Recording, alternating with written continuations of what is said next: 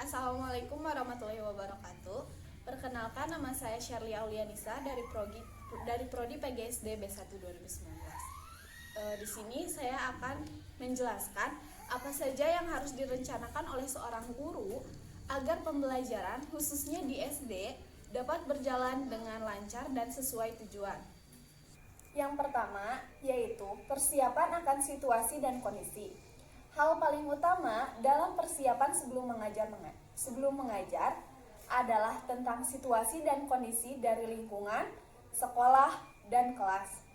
Di mana kondisi yang baik, kondisi yang nyaman dapat membuat peserta didik fokus dalam belajar.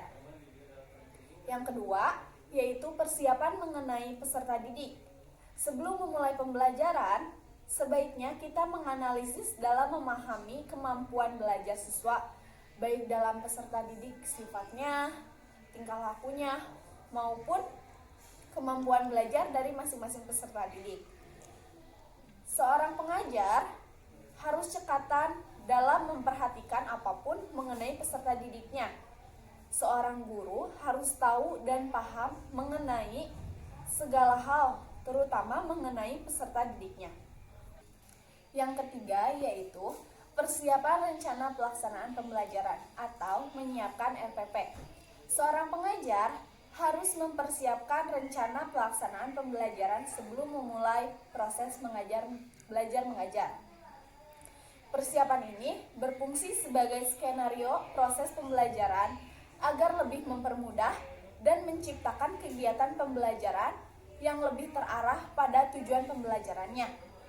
Dalam rencana pelaksanaan pembelajaran harus memiliki standar kompetensi dasar, indikator, tujuan pembelajaran, materi pembelajaran,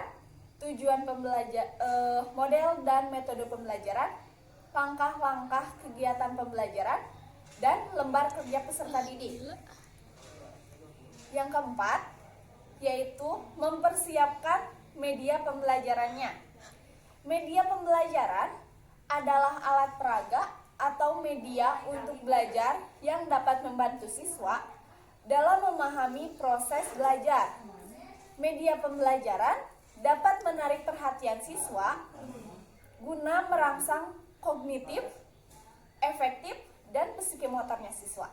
Ranah kognitif mencangkup kemampuan berpikir siswa yang mencakup tentang pengetahuan, hafalan, pemahaman, serta analisis. Yang kedua, ada ranah efektif atau afektif, yaitu berkaitan dengan perilaku seperti perasaan, minat, dan emosi siswa. Yang ketiga, ada ranah psikomotor, adalah yang berkaitan dengan keterampilan siswa. Dengan demikian, penggunaan media dalam pembelajaran dapat menambah minat belajar siswa sehingga lebih semangat dan lebih aktif dalam pembelajaran. Yang kelima yaitu mempersiapkan dan mempelajari materi pembelajaran sebelum mengajar.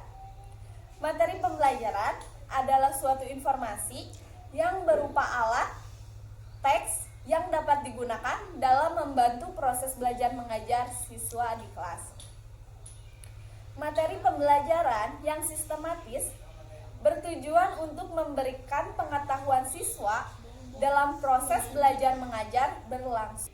Sangat penting bagi seorang pengajar untuk memahami dan menguasai materi pembelajaran yang akan disampaikan. Yang keenam, yaitu menentukan pendekatan, model, metode, strategi dalam mengajar. Dalam menentukan pendekatan, metode, strategi dalam mengajar, maka peluang tercapainya tujuan pembelajaran akan semakin besar.